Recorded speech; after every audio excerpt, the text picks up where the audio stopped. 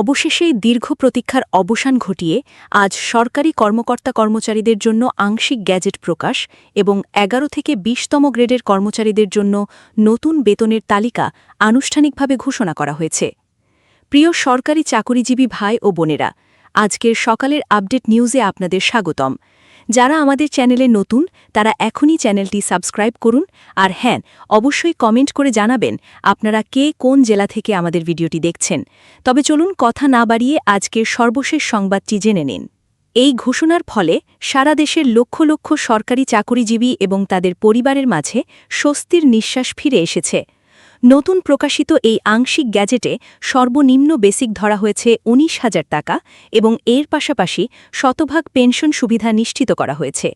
জরুরি এক উচ্চ পর্যায়ের মিটিংয়ে মাননীয় প্রধানমন্ত্রী তারেক রহমান এই বিষয়ে বিস্তারিত আলোচনা করেন এবং তার চূড়ান্ত অনুমোদন সাপেক্ষেই সর্বনিম্ন বেসিক ১৯,০০০ টাকা নির্ধারণের এই ঐতিহাসিক ঘোষণাটি প্রদান করা হয়। দীর্ঘদিন ধরে বেতন বৃদ্ধির বিষয়টি নানা জটিলতায় আটকে ছিল।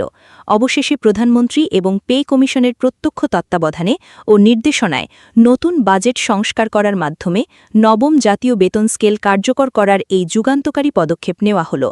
এই নতুন বেতন স্কেলে শুধু বেসিক বেতনই বাড়ানো হয়নি, বরং দীর্ঘদিনের বন্ধ হয়ে যাওয়া সকল ধরনের ভাতা পুনরায় চালু করার মাধ্যমে নতুনভাবে সংযোজন করা হয়েছে। বিশেষ করে যে সকল কর্মচারী নিম্ন গ্রেডে চাকরি করেন তাদের অর্থনৈতিক অবস্থানগুলো দৃঢ় করার জন্য প্রধানমন্ত্রী স্বয়ং ৩টি বড় সুখবর ঘোষণা করেছেন, যা কর্মচারীদের জীবনযাত্রার মান উন্নয়নে ব্যাপক ভূমিকা রাখবে। বৈঠকে বক্তব্য রাখতে গিয়ে প্রধানমন্ত্রী বলেন, আমরা অর্থ মন্ত্রণালয়ের সঙ্গে সম্পূর্ণ একতাবদ্ধ হয়ে দিন-রাত কাজ করেছি এবং পে কমিশন ও পর্যালোচনা কমিটির সঙ্গে কয়েক দফায় দীর্ঘ বৈঠক করার মাধ্যমে আমাদের এই জনকল্যাণমূলক কার্যক্রমগুলো বাস্তবায়ন করা সম্ভব হয়েছে। আমাদের গৃহীত এই সিদ্ধান্তগুলো বাংলাদেশের সরকারি চাকুরিজীবীদের অর্থনৈতিক গতিশীলতা ফিরিয়ে আনতে এবং তাদের জীবনযাত্রার মান উন্নত করতে যথেষ্ট ভূমিকা পালন করবে। আমরা যেভাবে অত্যন্ত সতর্কতার সাথে কার্যক্রমের বিষয়গুলো নিয়ে কাজ চালিয়ে যাচ্ছি, তাতে আশা করা যাচ্ছে যে সকল কার্যক্রম ধাপে ধাপে বাস্তবায়ন হলেও কর্মচারীরা অর্থনৈতিকভাবে সম্পূর্ণ স্বাবলম্বী হতে সক্ষম হবেন। যেহেতু দেশের সামষ্টিক অর্থনৈতিক অবস্থা বর্তমান সময়ে খুব একটা উন্নত নয় এবং বৈশ্বিক নানা সংকটের কারণে দেশের অর্থনীতিও বেশ চাপের মুখে রয়েছে, তাই একবারে পুরোটা বাস্তবায়ন না করে ধাপে ধাপে এটু বাস্তবায়ন করার সিদ্ধান্ত নেওয়া হয়েছে।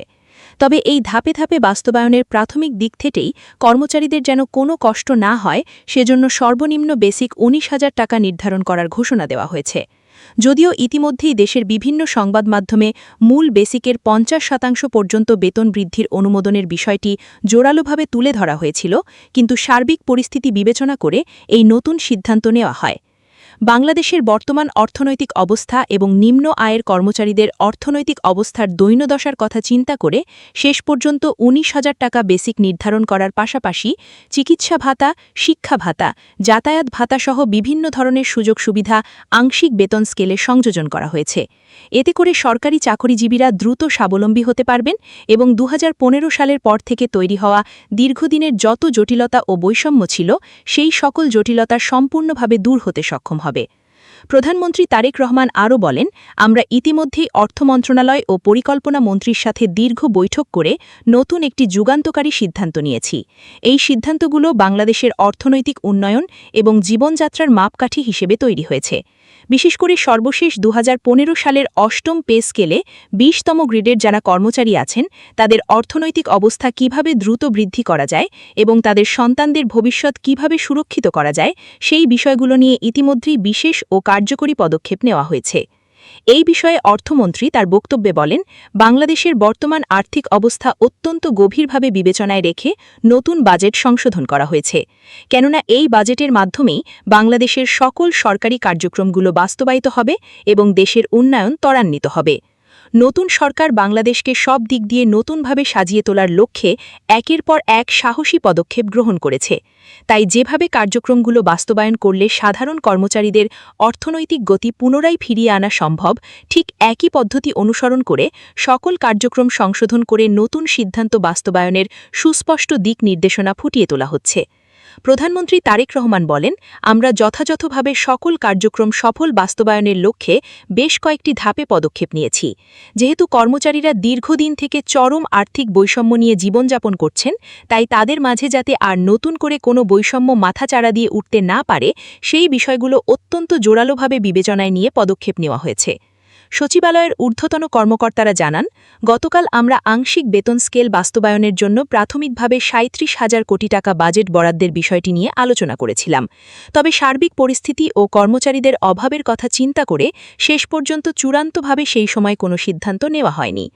তবে আজ সেই প্রাথমিক বাজেটের বিষয়টি থেকে সরে এসে সরাসরি ৬৯,০০০ কোটি টাকা বাজেট বরাদ্দের এক নতুন ও সাহসী সিদ্ধান্ত নেওয়া হয়েছে।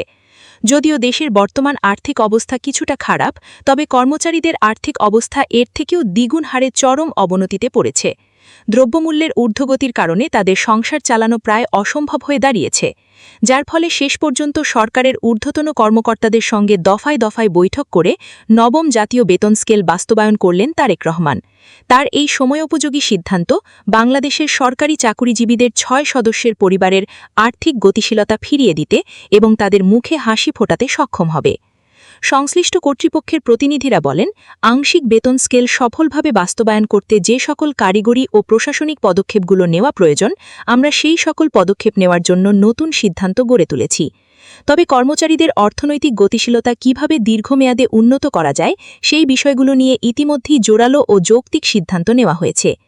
আজকের এই বিশেষ বৈঠকে প্রধানমন্ত্রী সহ বিভিন্ন ঊর্ধ্বতন কর্মকর্তা উপস্থিত থাকায় চূড়ান্ত গ্যাজেট প্রকাশের বিষয়গুলো সকলের সামনে যথাযথভাবে উপস্থাপন করা হয়েছে।